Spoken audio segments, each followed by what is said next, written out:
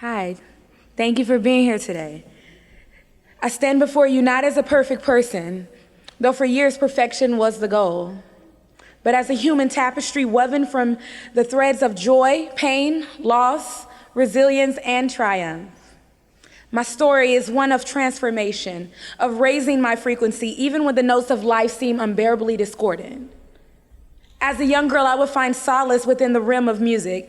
In an era when television was a luxury with limited airings, I would discover the violin, and it would become my refuge, my voice.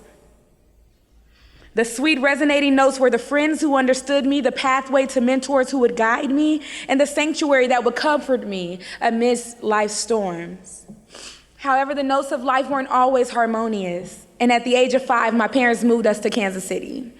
And from the novice age of 5 until around 12, I experienced sexual abuse from multiple cousins. My family's song continued. The dark period in my life was a cacophony that threatened to drown out my own music. I was a melody scored above broken chords, the broken chords on sustain. A melody they tried to diminish, frequency interference. I was the one who told.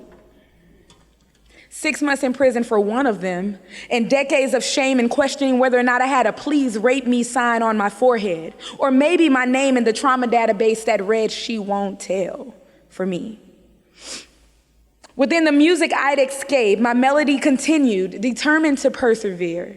Through losing my brother at the age of 14 and discovering that I had a brother at the age of 18 and just realizing that adults be out here just doing shit, y'all. I would go on to college, determined to write a song different than the one that had been written for me.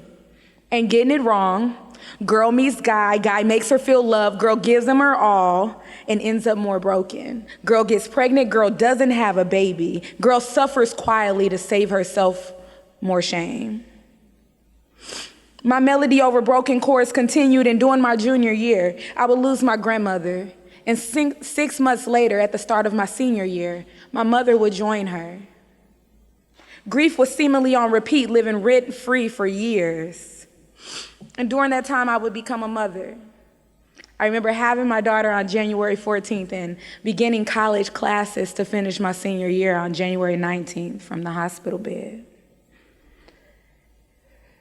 The challenges were many, the nights were long, and the sacrifices were great. But every struggle, a note in the symphony of my life, bringing me one step closer to finding my purpose. College graduation marked the beginning of a new cadence. And as I walked across the stage for my daughter, I knew my mom and my grandmother were proud. I decided to start a nonprofit organization, an ambitious dream that led me to relocate to East St. Louis with my daughter. My journey has not been easy, though my management team does a wonderful job making it look so.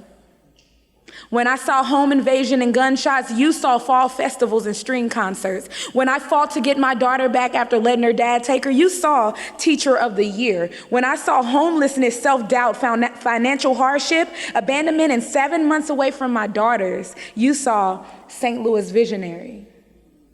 When I see suicidal idolations, heartbreak, intensive outpatient therapy, daddy issues, you see humanitarian trips to Kansas City, youth outreach.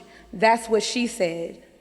See, it has been filled with hardships and heartaches, but it has also been a journey of growth and transformation because they can both be true.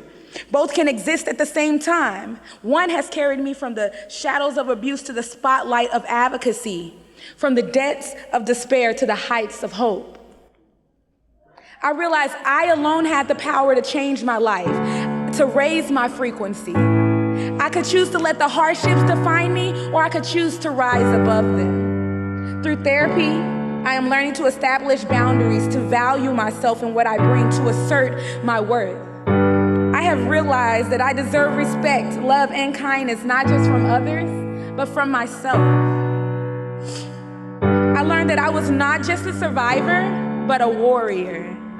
A warrior with the power to transform my pain into strength, to continue teaching, to continue inspiring young minds through the power of music, to continue being a mother. I found the courage to continue my nonprofit organization, to use my story, my music, to uplift those around me facing their own trials.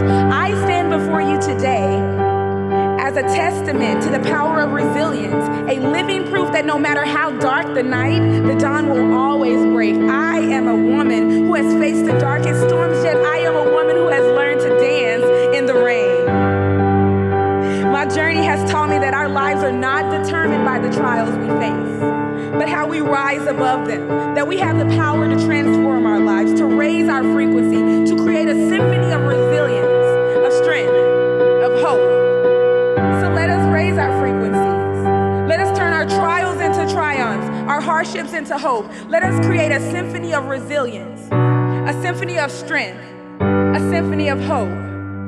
See, we are not victims to our life songs. We are the conductors of our lives. So remember, no matter how hard the trials, no matter how fierce the storms, you have the power to transform your life. You have the power to compose your symphony.